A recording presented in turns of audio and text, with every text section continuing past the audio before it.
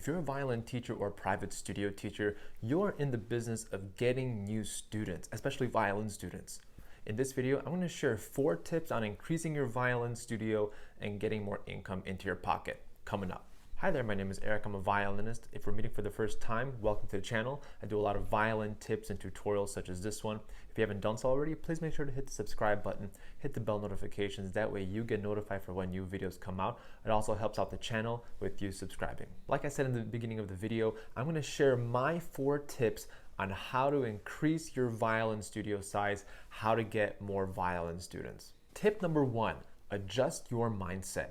You have to make sure you're adjusting your mindset, because the reason why you might not be getting students is because you might be the problem. Not because your personality is not good or anything, but you cannot expect parents and students to flock over to your violin studio as if you are the chosen violin teacher of the entire community. The fact is that there are a lot of violin teachers out there with a lot of great reputations. So you need to change your mindset. You kind of have to adapt to how you're going to get the students. Are you going to be teaching online? Are you going to be teaching in person?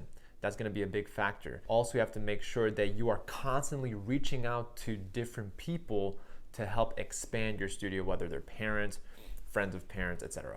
By changing your mindset, you're going to have a better chance of getting more students by actually trying to find those students. Tip number 2 is to think local, and to think local in your community. And right now, the students that you've probably been teaching have been online, and the trend is to be able to teach online lessons with pretty much anyone virtually around the world. You can have someone from the other side of the world to get lessons with you in a different time zone. Those are the kinds of times we're living in.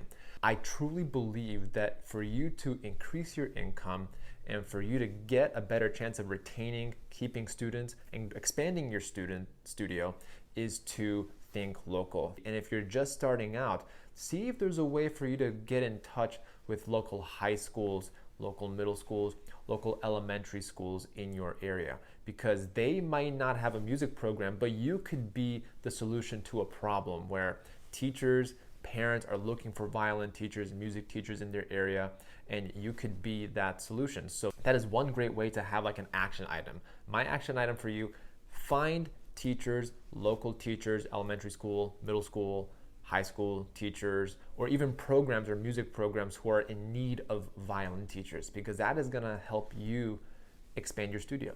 I would also add, think of some options to collaborate with these schools, so that way you can retain and you can keep them as your student. By teaching locally, you will have that advantage of having that community. Tip number 3, define your niche. I'm a classical violinist, and someone who's gonna want fiddle lessons, I just simply can't provide fiddle lessons just because of the fact that I cannot play fiddle. I can play classical music, Western classical music, but I can't play the fiddle as well as other fiddler teachers can. So you have to be able to define your niche. You have to make sure that you are also promoting your specific niche. You don't want to over scatter yourself into terms of the genres. If you're trying to be everything, you'll end up serving no one. If you think you can teach jazz, fiddle, classical, you're actually providing a disservice to you, because you can't be too many things at once, and you're trying to specialize at too many things. See if you can specialize in one genre, whether it's Western classical music, bluegrass, fiddle, jazz, violin, whatever the case may be. See if you can define your niche, and then you'll have a better idea of what your demographic is in your area and how you're going to get more students coming to your studio. Because in that way, you have finally defined your target audience. And if you say, I'm going to be teaching this kind of violin, or this is the result that you can expect from taking lessons with me, then you finally have created your target audience and thinking locally and everything. You have to make sure that you understand the value of the service that you are providing. So you cannot be too much of everything. If you try to serve everybody, you'll serve no one. So you want to serve a niche that you are passionate about, that you are good at. The students are going to come to you, the parents are going to start reaching out to you to get more violin lessons. If you're finding value out of this video, it would mean the world to me again if you hit the subscribe button, hit the bell notifications. That way you get notified for when new videos come out.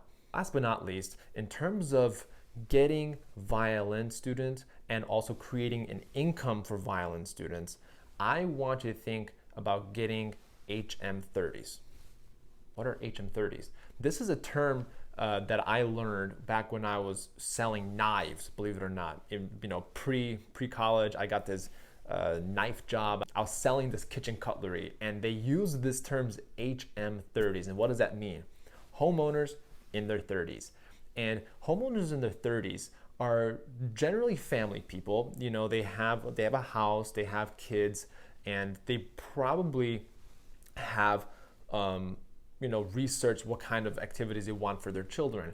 One of them could be violin lessons. You want to make sure you're reaching out to certain different community centers or different places where HM30s hang out. Do they hang out at the grocery store? Do they hang out at the violin shop? Do they hang out at the elementary schools or at the soccer games? You want to make sure that you are reaching out to that specific audience, because that way you can have a more guaranteed income, as well as keeping those students and retaining those students. Also, parents are looking for different activities for their children to participate in to see what sparks their curiosity. So let's recap. Let's adjust your mindset so that way you have a better chance of trying to find these parents, trying to find these students.